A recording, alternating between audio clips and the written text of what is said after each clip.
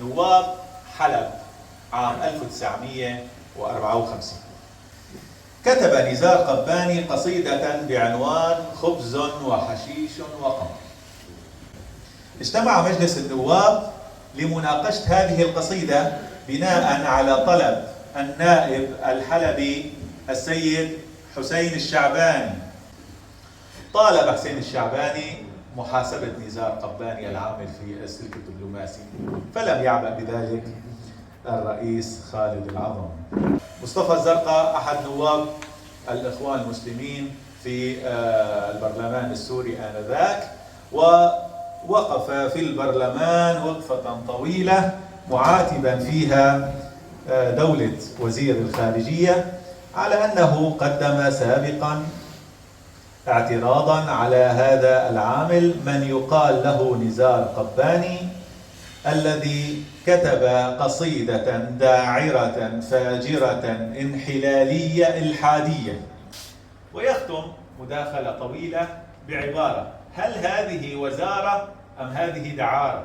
يذكر نزار قباني ذلك في ذكرياته ويقول: من حسن حظي أن الشيخ الزرقاء كان صاحب صوت جميل وصاحب إلقاء جيد، لأنه فصيح اللسان ورائع الإلقاء، فما كان منه إلا أن تلا القصيدة كاملة في مجلس النواب، وعندما انهال التصفيق من كل مكان فعاد الشيخ الزرقاء والعرق يتصبب من جبينه.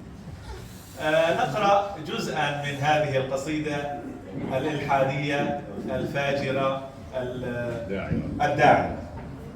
يقول فيها: خبز وحشيش وقمر، عندما يولد في الشرق القمر، فالسطوح البيض تغفو تحت أطنان الزهر، يترك الناس الحوانيت ويمضون زمر لملاقاة القمر، لمقاهينا التي ترتاح في أعلى الشجر، يحملون الخبز والحاكي إلى رأس الجبال، والنراجيل إلى رأس الجبال، ومعدات الخدر.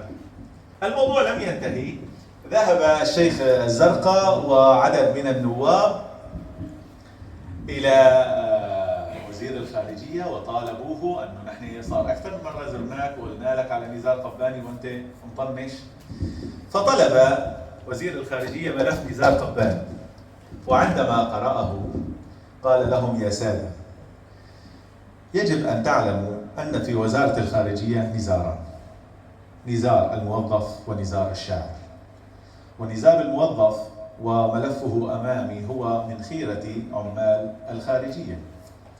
أما نزار الشاعر فالله قد خلقه شاعر، ولا سلطة لي عليه كوزير للخارجية.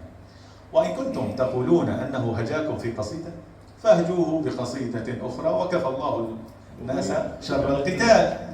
أود أن أشكر الصديق علاء السيد الذي عاد إلى محاضر الجلسات في البرلمان السوري وأخذ لنا محضر الجلسة التي ناقشت قصيدة نزار قباني.